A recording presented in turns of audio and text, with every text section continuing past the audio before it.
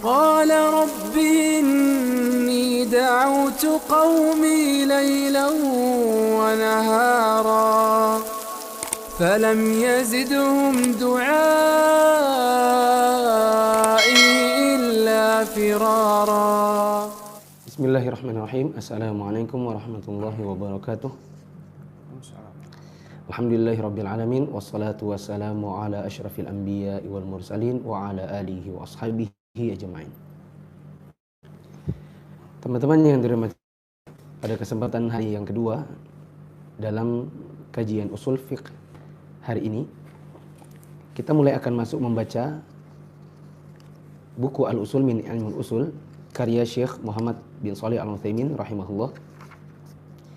Dan untuk mempersingkat waktu, karena kita sudah terlambat 11 menit karena ada trouble pada suara, di mana live YouTube dan live Facebooknya berjalan lancar dari sisi gambar tapi tidak dari suara, maka pada hari ini kita akan siaran tanpa menampilkan buku terlebih dahulu.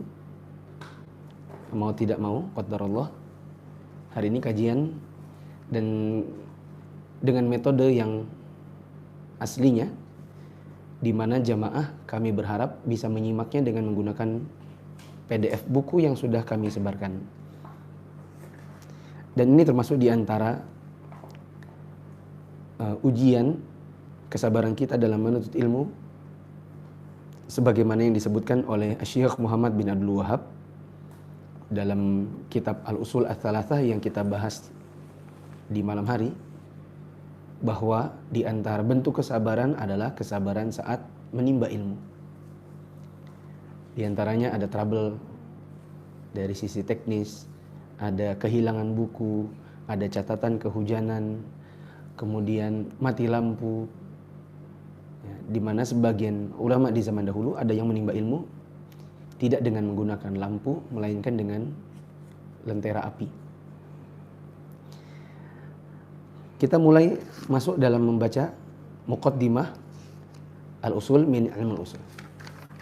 Saya akan membacakan bahasa Arabnya supaya teman-teman yang sudah mengikuti kelas-kelas bahasa Arab bisa lebih terlatih dalam menerapkan kaidah-kaidah nahwu dan shoraf yang pernah dipelajari. Dan untuk teman-teman yang belum mengikuti kelas-kelas bahasa Arab, maka nanti akan diterjemahkan oleh penulis, oleh qori, yang diterjemahkan mungkin agak susah dalam memahaminya, sehingga nanti saya akan membahasnya lagi atau mengulang terjemahannya dengan bahasa yang mudah, insya Allah. Qala al-muallif rahimahullah, bismillahirrahmanirrahim. Alhamdulillahi nahmaduhu wa nasta'inuhu wa nastaghfiruh wa natubu ilaih wa na'udzu billahi min syururi anfusina wa min sayyiati a'malina may yahdihillahu fala mudhillalah wa may yudlil fala hadiyalah. Wa asyhadu an la ilaha illallah wahdahu la syarikalah wa asyhadu anna Muhammadan abduhu wa rasuluhu sallallahu alaihi wa ala alihi wa ashabihi wa man tabi'ahum bi ihsanin ila yaumiddin wa sallama taslima. Amma ba'du, fa hadhihi risalatun mukhtasarah fi usulil fiqh katabnaha ala wifqil manhaji al-muqarrari lisanati thalithati athanawiyah fil ma'ahidi al-ilmiyah wa sammaynaha al-usul nafi'an li'ibadillah innahu qaribun mujib. Indonesia. Muqaddimah penulis. Alhamdulillahi nahmaduhu wa nasta'inuhu wa nastaghfiruh wa natubu ilaih wa na'udzu billahi min syururi anfusina wa min sayyiati a'malina may yahdihillahu alaihi wa amma ba'du. Tahun ketiga min ilmil usul. Aku memohon kepada Allah agar menjadikan ilmu kami ikhlas karena Allah. Dengan doa. Ini secara global adalah pengantar dengan menggunakan potongan dari khutbatul hajah di bagian awal. Kemudian penulis mengatakan kitabnya berjudul Al-Usul min Ilmil Usul, yang ditulis sesuai dengan kurikulum di tahun kedua. Sebatas yang saya tahu, Ats-Tsanawiyah itu adalah kelas SMA kalau di sana. Tsanawiyah itu SMP kalau di tempat kita. Wallahu a'lam. Kita langsung masuk dalam pembukaan dari buku ini, yaitu penjelasan tentang pengertian usulul fiqh. Berkata penulis, usulul fiqhi ta'rifuhu, usulul fiqhi yu'arrafu bi'tibarain. Al-awwal bi'tibari mufradaihi, ay bi'tibari kalimati usulin wa kalimati fiqhin. Fal usulu jam'u aslin wa huwa ma yubna alaihi ghairuh, wa min dhalika aslul jidari wa huwa asasuh, wa aslul syajarati alladhi tatafarra'u minhu aghsanuha. Talan kalimatan tayyibatan kasyajaratin tayyibatin asluha thabit wa far'uha fis sama'. Al-fiqhu lughatan, nanti teman-teman tolong dicek, siapa tahu saya salah atau melompat. Ada syarahnya yang bisa lanjutan paragraf. Wa minhu qauluhu ta'ala wahlul 'uqdatam min lisani yafqahu bi al-'ilmiyah qad yakunu yaqiniyan wa qad yakunu dhanniyan kama fi katsirin min masail al-fiqh. Wal muradu bi qaulina al-ahkamu syar'iyyah al-ahkamu al-mutalaqqatu min asy-syara' kal wujubi wat tahrimi fa kharaja bihi al-ahkamu al-aqliyah kama arifati anna al-kulla akbaru min al-juz' wal ahkamu al-'adiyah kama arifati nuzul at-talli fi al-lailati asy-syatiyah idza kana al-jawwu sahwa. Wal muradu biqaulina al-amaliyah ma la yata'allaqu bil i'tiqad kas salati wa fala yusamma dhalika at-tafsiliyah fa kharaja bihi usul al-fiqh li'anna al-bahtha fihi innama yakunu fi adillati al-fiqh al-ijmaliyah.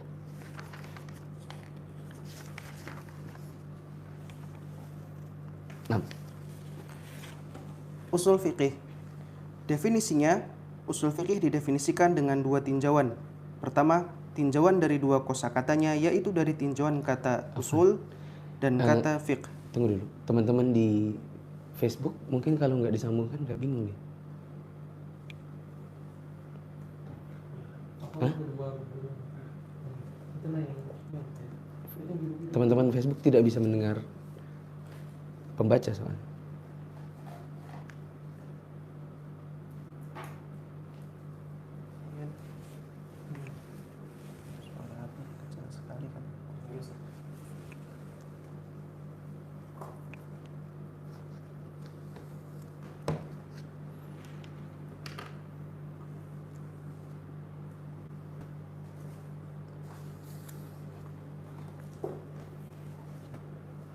Itu dua boy ya?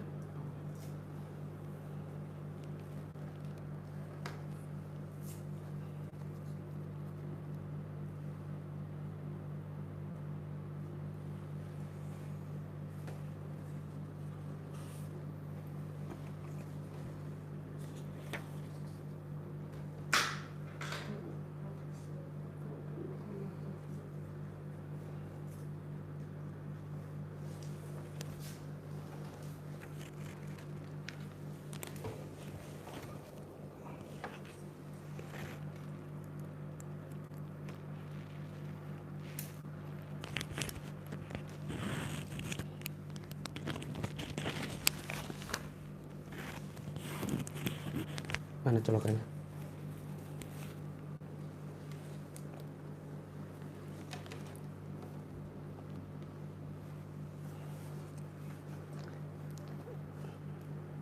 Coba antum cek. Ngomong nih. Cek 1, 2. Bismillah. Suara terdengar Ustaz. Sudah. Ada. Silakan. Diulang terjemahan dari awal. Usul fiqh. Definisinya, usul fiqh didefinisikan dengan dua tinjauan. Pertama, tinjauan dari dua kosakatanya, yaitu dari tinjauan kata usulun dan kata fiqhun. Usul adalah bentuk jamak dari al-asl, yaitu apa yang dibangun di atasnya yang selainnya, dan di antaranya adalah pokoknya tembok atau aslul jidar, yaitu pondasinya, dan pokoknya pohon atau aslus syajarah yang bercabang darinya ranting-rantingnya.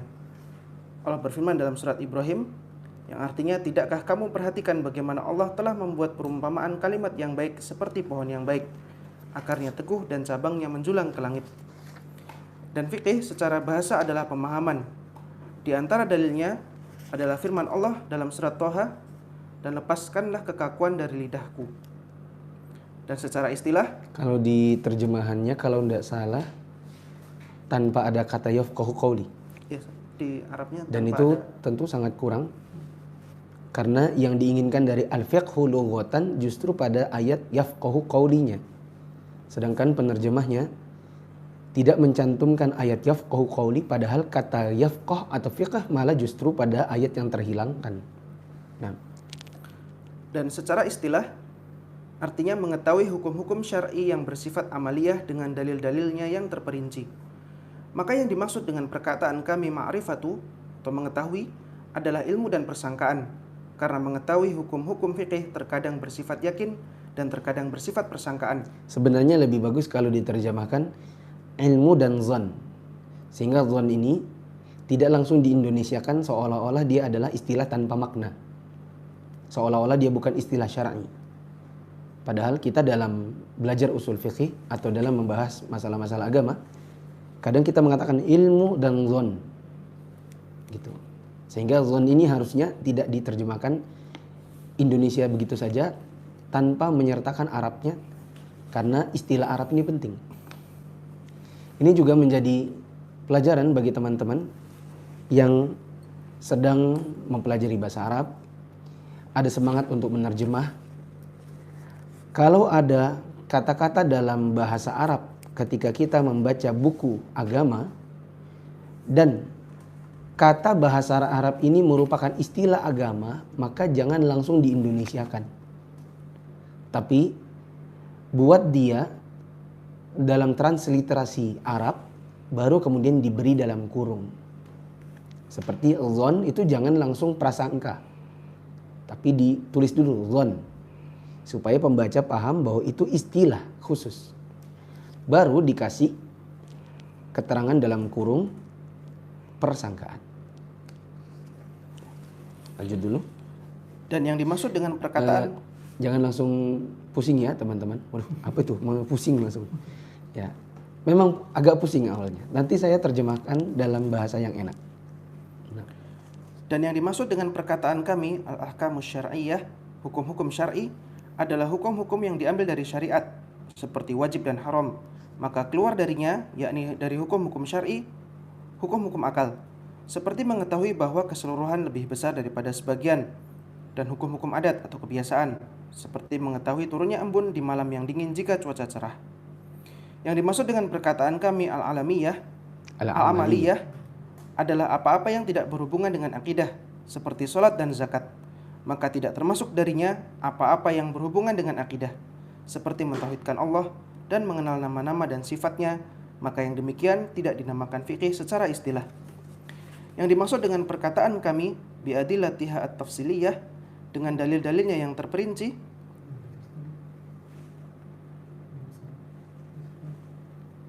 adalah dalil-dalil fikih yang berhubungan dengan masalah-masalah fikih yang terperinci, maka tidak termasuk di dalamnya ilmu usul fikih, karena pembahasan di dalamnya hanyalah mengenai dalil-dalil fikih yang umum. Ya. Saya ringkas. Usul fikih itu kan banyak yang nanya, Ustadz, kenapa teman-teman? Ada yang tanya, apa itu usul fikih Ustadz? Kami harus belajar apa di dalam usul fikih itu? Nah, kita butuh pemahaman tentang pengertian usul fikih dari awal. Usul fikih itu kalau melihat penyusun katanya, usul fikih berarti ada dua kata, ada usul, ada fikih. Seperti orang mengatakan ilmu sosiologi, itu ada ada kata sosio atau society dengan logos atau logi. Ya, artinya kemasyarakatan, logos itu artinya ilmu. Jadi sosiologi ilmu kemasyarakatan atau ilmu tentang orang banyak. Nah, usul fikih, usul itu sendiri jamak dari asal, artinya pokok. Fikih itu artinya paham, berarti usul fikih pokok paham. Apa paham di sini maksudnya? Paham itu artinya ilmu. Kemudian ilmu yang diinginkan adalah ilmu tentang hukum syariat. Berarti ilmu tentang ilmu akal tidak masuk di situ. Kalau ada orang mengatakan sholat itu menurut saya boleh-boleh aja kalau beginian begitu. Apa dalilmu? Dia bilang, menurutku, pemahamanku dan pendapatku begitu. Maka kita jawab, oh fikih itu hukum syar'i mas, bukan hukum akal. Maka kalau hukumnya hukum akal, bukan masalah fikih itu. Ya, karena di sini disebutkan hukum syar'i, bukan pendapat pribadi. Ya, tanpa dalil sama sekali, melainkan hanya akal semata.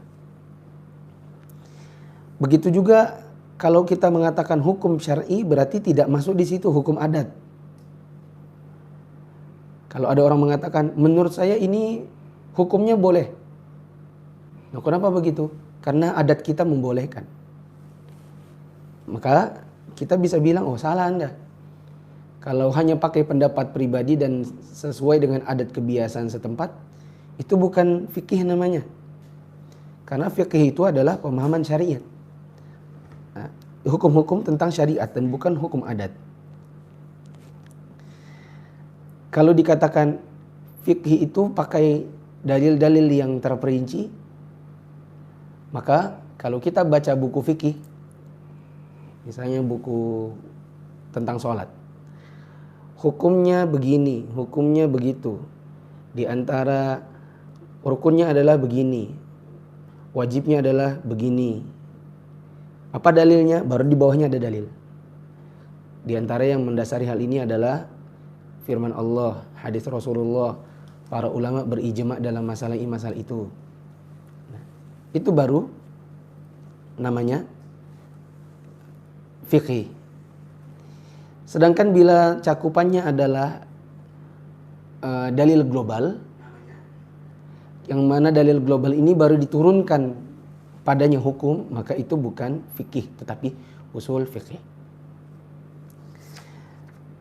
Berikut ini adalah pengertian usul fikih dari sisi secara utuh, usul fikih. Kalau tadi kan baru usul fikih. Nah, sekarang usul fikih. Apa kata penulis? Amma tsani bi'tibari kaunihi laqaban li hadzal fannil muayyan fayu'arrafu bi annahu ilmun yubhathu an adillatil fiqhi al-ijmaliyati wa kayfiyatil istifadati minha wa halil mustafid. Fal muradu biqaulina al-ijmaliyah al-qawaidul ammah mithlu qawlihi al-amru lil wujub wan nahyu lit tahrim was sihhatu taqtadi nufudh fa kharaja bihi al-adillatul tafsiriyah fala tudhkaru fi usulil fiqhi illa ala sabil tamthil lil qaidah. Wal muradu biqaulina wa kayfiyatil istifadati minha ma'rifatu kayfa yastafidul ahkama min adillatiha bidirasati ahkamil alfadhi wa dilalatiha min umumin wa khususin wa itlaqin wa taqyidin wa nasikhin wa mansukh wa ghairi dhalik fa innahu bi idrakihi yastafidu min adillatil fiqhi ahkamaha. Fal muradu biqaulina wa halil mustafid ma'rifatu halil mustafidi wa huwa al mujtahidu. Summiya mustafidan li'annahu yastafidu bi nafsihi al ahkama min adillatiha li bulughihi martabatal ijtihadi. Fa ma'rifatul mujtahidi wa syurutul ijtihadi wa hukmuhu fa ma'rifatul mujtahidi wa syurutul ijtihadi wa hukmuhu wa nahwu dzalika yubhatsu fi usulul fiqh. Kedua, dari tinjauan keberadaannya sebagai julukan pada bidang tertentu, maka usul fiqih didefinisikan dengan ilmu yang membahas dalil-dalil fiqih yang umum dan cara mengambil faidah darinya dan kondisi orang yang mengambil faidah. Nanti saya akan berikan contoh supaya teman-teman lebih paham. Di usul fikih itu kita ngapain sih? Gitu. Yang dimaksud dengan perkataan kami al-ijmaliyah yang umum atau mujmal, yaitu kaidah-kaidah umum seperti perkataan perintah menunjukkan hukum wajib, larangan menunjukkan hukum haram, sahnya suatu amal menunjukkan amal tersebut telah terlaksana, yakni ia tidak dituntut untuk mengulangi. Maka tidak dituntut apa? Tidak dituntut untuk mengulangi. Terus? Maka tidak termasuk dari yang umum dalil-dalil yang terperinci. Dalil-dalil terperinci tersebut tidaklah disebutkan dalam ilmu usul fiqih kecuali sebagai contoh dalam penerapan suatu kaidah. Yang dimaksud dari perkataan kami wa kaifiyatil istifadati minha dan cara mengambil faedah darinya, yaitu mengetahui bagaimana mengambil faedah hukum dari dalil-dalilnya dengan mempelajari hukum-hukum lafaz dan penunjukannya seperti umum, khusus, mutlak, muqayyad, nasikh, mansukh, dan lain-lain. Maka dengan menguasainya, yakni cara mengambil faedah dari dalil-dalil umum, seseorang bisa mengambil faedah hukum dari dalil-dalil fiqih. Diinginkan dengan perkataan kami wahalil mustafid, yakni kondisi orang yang mengambil faedah, yaitu mengetahui kondisi atau keadaan orang yang mengambil faedah, yaitu mujtahid. Dinamakan orang yang mengambil faedah atau mujtahid atau mustafid karena ia dengan dirinya sendiri dapat mengambil faedah hukum dari dalil-dalilnya karena ia telah mencapai derajat ijtihad. Maka mengenal mujtahid, syarat-syarat ijtihad, hukumnya dan yang semisalnya dibahas di dalam ilmu usul fiqih. Pemaknaan global. Saya terjemahkan dengan mudah. Usul fikih itu ilmu yang isi pembahasannya adalah dalil global dan cara mengambil hukum dari dalil tadi, serta bagaimana orang-orang yang bisa atau punya kapasitas untuk melakukannya. Ini apa? Pengambilan hukum dari dalil global. Nah, itu secara ringkas. Berikut ini adalah faidah kita belajar usul fikih, yang nanti saat membahas faidahnya saya akan berikan contoh-contoh. Nanti dengan begitu teman-teman akan lebih mudah memahami usul fikih itu nanti isinya apa. Kata penulis, faidatu usulul fiqh, inna usulal fiqhi ilmun jalilul qadri balighul ahammiyati ghazirul faidati faidatuhu at-tamakkunu min husuli qudratin yastati'u biha istikhrajal ahkam syar'iyyati min adillatiha ala ususin salimah.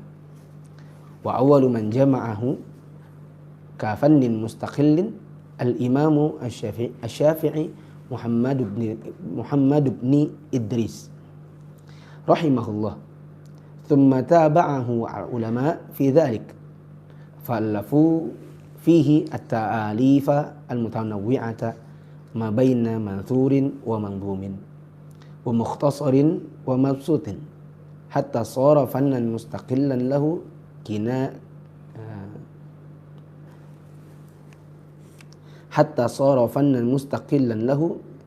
qiyamuhu wa mumayyizatuh. Artinya, faidah usul fikih. Ilmu usul fikih adalah ilmu yang agung kedudukannya, sangat penting dan banyak sekali faidahnya. Faidahnya adalah kokoh dalam menghasilkan kemampuan yang seseorang mampu dengan kemampuan itu mengeluarkan hukum-hukum syar'i dari dalil-dalilnya dengan landasan yang selamat. Dan yang pertama kali mengumpulkannya menjadi suatu bidang tersendiri adalah Al-Imam Asy-Syafi'i Muhammad bin Idris rahimahullah. Kemudian para ulama sesudahnya mengikutinya dalam hal tersebut. Maka mereka menulis dalam ilmu ushul fiqih tulisan-tulisan yang bermacam-macam.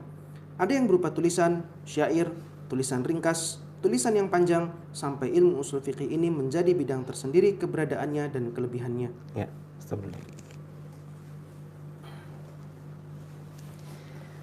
Apa faedahnya kita belajar usul fikih?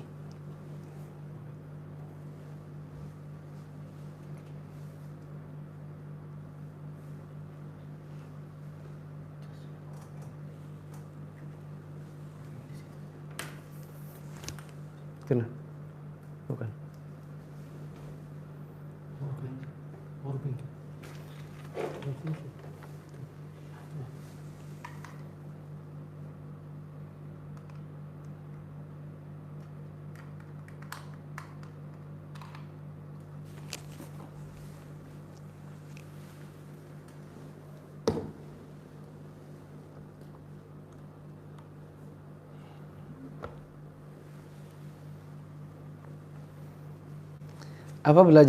Apa manfaat kita belajar usul fikih? Gini. Kebanyakan orang yang belum belajar usul fikih, semua hukum dia nanya. Ustadz, apa hukumnya begini? Apa dalilnya? Ustadz, saya ada masalah, kalau begini hukumnya apa? Apa dalilnya? Itu orang awam belum belajar usul fikih. Kalau dia sudah belajar usul fikih, tidak setiap hal dia akan tanya. Karena dia sudah punya rumus, yang dengan rumus itu dia paham hukumnya. Kalau tukang bangunan, maka secara umum dia akan nanya, Pak, ini berapa semennya? Pasirnya campurnya berapa? Pak, ini nanti berapa lebarnya? Pak, ini nanti tingginya berapa? Itu tukang. Dia adalah orang awam dalam ilmu sipil. Tapi kalau ahli sipilnya, maka dia akan bilang, ini nanti lebarnya sekian, tingginya sekian, campurannya harus sekian. Karena kita akan membangun bangunan yang tingginya sekian, lantainya jumlahnya sekian. Berarti pondasinya harus sekian. Apa yang membedakan mereka? Jawabannya, insinyur sipil itu punya rumus. Yang dengan rumus dia tidak selalu nanya. Bahkan dia bisa mengeluarkan produk. Beda halnya dengan tukang yang orang awam, dia cuma tahu hasil. Cara bikin ini adalah begini. Kenapa begitu? Tanya Pak Sipilnya. Tanya Pimpro yang ngertinya. Saya mah cuma tukang aja. Begitu juga dalam pembahasan agama, mungkin ada orang awam ditanya temannya di kantor, ini hukumnya apa? Dia bilang hukumnya begini. Kamu tahu dari mana? Ustadz yang ngomong. Ustadznya bilang kenapa? Nggak tahu aku, pokoknya itu ya katanya begitu. Ini hukumnya apa? Haram. Pakai kartu kredit hukumnya apa? Dengar-dengar sih haram. Kenapa? Riba. Kenapa ribanya? Ya pokoknya begitulah. Kamu kalau mau tahu ikut aja pengajian. Nah, kebanyakan orang yang belajar agama kan begitu levelnya. Yaitu level tahu makan. Resep nggak tahu. Pokoknya yang penting ini enak. Ya, ini yang penting pokoknya begini deh rasanya. Soal cara bikinnya, nah itu tanya sama yang ngerti. Saya nggak ngerti. Pokoknya saya cuma tahu yang penting hidup menerapkan agama, gitu. Nah, beda kalau kita belajar usul fikih. Kalau kita belajar usul fikih, maka kita akan mengetahui cara-cara membuat hukum. Meskipun setelah belajar usul fikih ini kita nggak langsung jadi ulama, tapi juga nggak jadi orang yang buta-buta. Apa-apa nanya, sampai masalah sepele pun ditanya. Jadi tidak jadi ulama mujtahid setelah belajar usul fikih, tapi juga bukan orang awam yang segala hal harus bertanya. Baik, saya tadi berjanji untuk memberikan contoh. Saya contohkan. Dulu di zamannya Utsman bin Affan, ada seorang perempuan yang datang mengadu bahwa dia ditalak oleh suaminya. Ketika ditanya kenapa, jawabannya karena saya dituduhnya berzina. Kenapa dituduh berzina?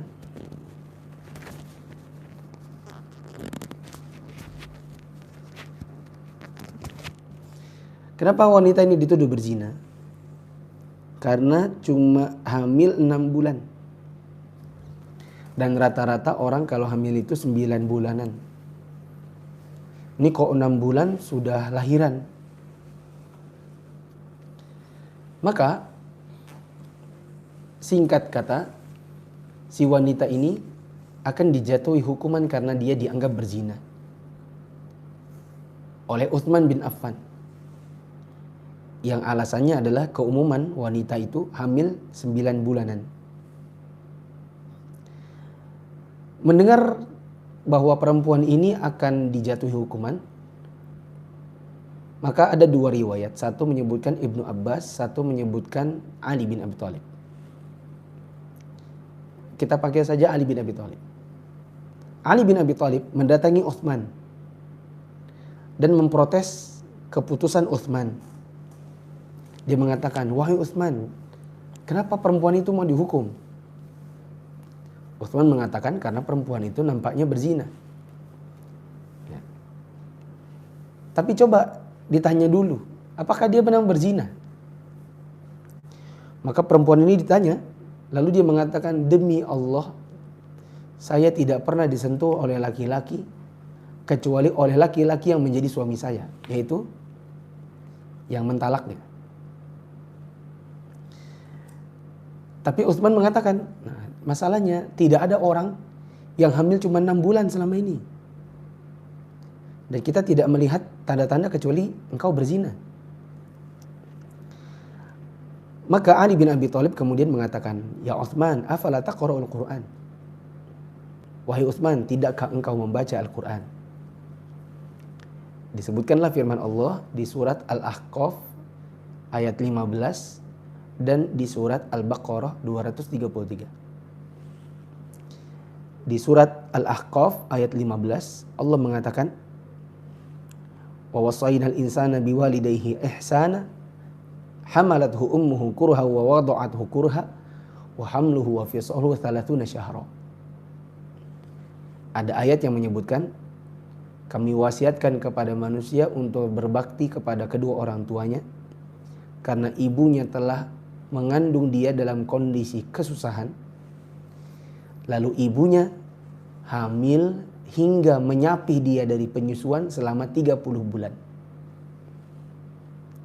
Lihat, hamil dan menyusui selama 30 bulan. Sedangkan di surat Al-Baqarah ayat 233 Allah mengatakan, "Wal walidatu yurdi'na auladahunna haulaini kamilaini liman arada an yutimma radha'ah." Wanita bila ingin menyusui sempurna maka menyusui 2 tahun. Kalau dikatakan hamil sampai nyusu selesai sapih berarti 30 bulan. Dan dikatakan menyusu yang sempurna itu 2 tahun. Berapa bulan itu? 24. Maka 30 kurang 24 berapa? 6 bulan. Maka dari ayat ini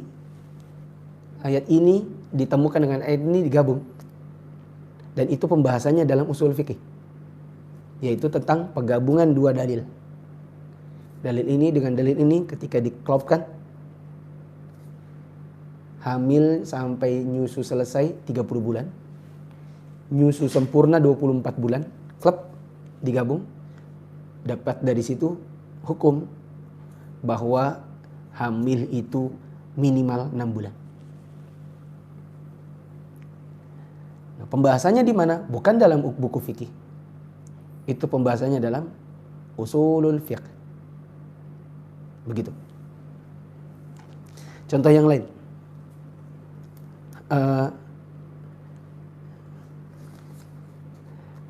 Ketika Nabi SAW mengatakan,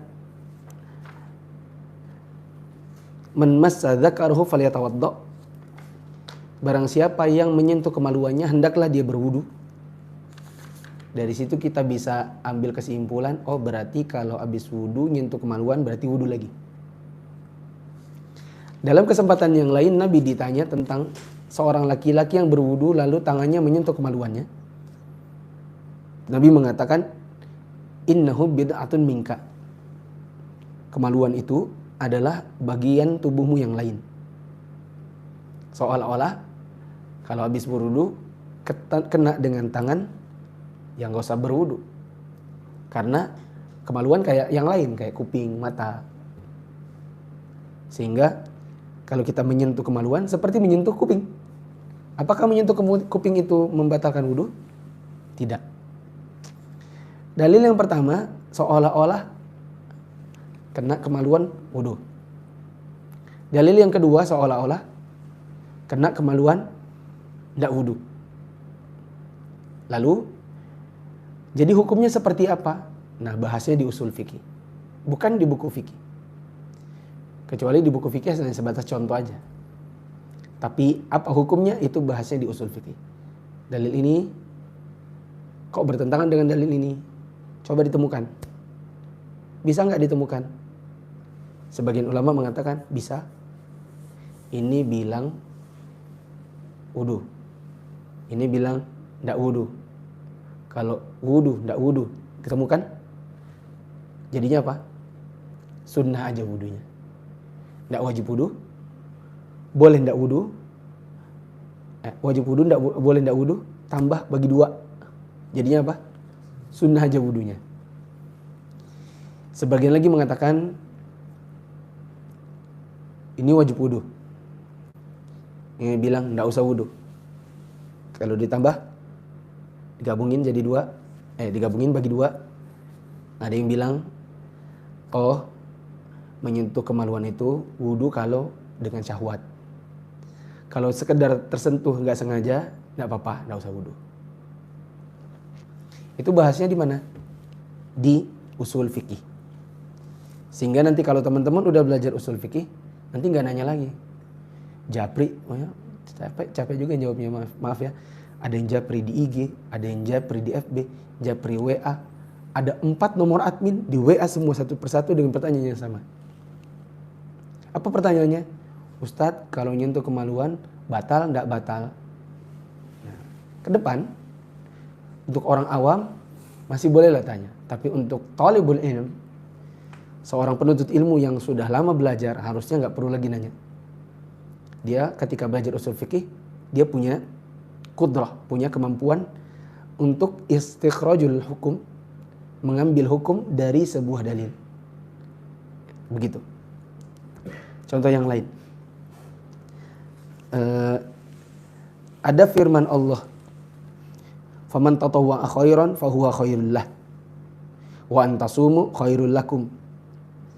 Siapa yang mau berpuasa maka itu baik baginya. Mau puasa baik baginya. Berarti kalau tidak mau puasa tidak apa-apa. Ya. Ini ada loh dalam firman Allah di surat Al-Baqarah. Wa antasumu khairul lakum. Kalau kamu mau puasa, boleh aja. Baik. Kalau enggak apa-apa. Sehingga kalau ada orang enggak belajar usul fikih, dia baca ini. Dia cuma baca Al-Quran terjemah, lalu dia bilang, oh, kalau puasa itu baik, kalau enggak pun enggak masalah. Berarti sebenarnya aku hari ini enggak puasa pun enggak apa-apa. Kalau dia baca ayat setelahnya, wa man kana maridun aw ala safarin fa iddatun min ayyamin ukhra, dan siapa yang sakit atau safar, lalu tidak berpuasa, maka dia wajib untuk mengganti di hari yang lain sebanyak yang ditinggalkan. Bagaimana ini? Ayat pertama bilang tidak puasa, oke, tidak apa-apa. Yang satu mengatakan kalau tidak puasa ganti di hari yang lain. Ya. Maka pembahasannya ada di usul fikih. Ayat ini berkenaan dengan syariat terdahulu. Di mana syariat terdahulu itu boleh milih, puasa boleh, tidak puasa boleh. Ayat setelahnya datang belakangan, di mana puasa wajib.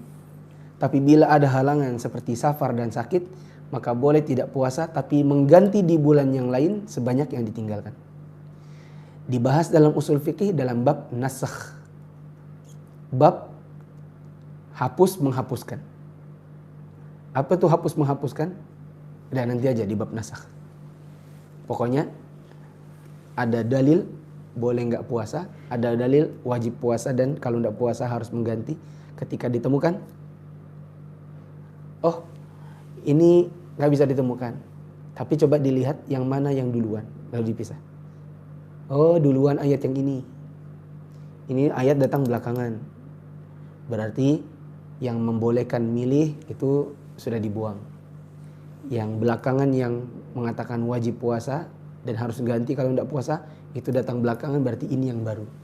Yang lama yang dibuang tidak dipakai. Nah, sebagian ulama yang lain mengatakan, oh ini bisa ketemu kok. Nih. Caranya, yang boleh nggak puasa, itu yang sakit, yang sakitnya permanen. Yang sudah tua, yang tidak mungkin lagi puasa. Itu boleh milih. Puasa boleh, tidak puasa nggak apa-apa, tapi ganti fidyah. Sedangkan yang kuat, yang nggak ada uzur, yang tidak haid, maka dia tetap puasa. Kalau dia tidak puasa karena sebuah halangan, uzur, maka boleh untuk tidak puasa tapi mengganti di hari yang lain. Ya. Ini kalau saya baca satu-satu, contoh yang saya sudah tuliskan, ada banyak sekali. Ya. Belum lagi nanti masalah gini, masalah yang unik nih. Ada perempuan hamil, meninggal suaminya. Padahal HPL-nya 2 hari lagi. Ya. Perempuan hamil. Suaminya wafat. Ini perempuan, kalau lihat suaminya wafat, iddahnya, masa tunggunya, baru boleh nikah lagi selama, kalau sudah 4 bulan 10 hari. Tapi dia hamil. Yang brojolnya 2 hari lagi.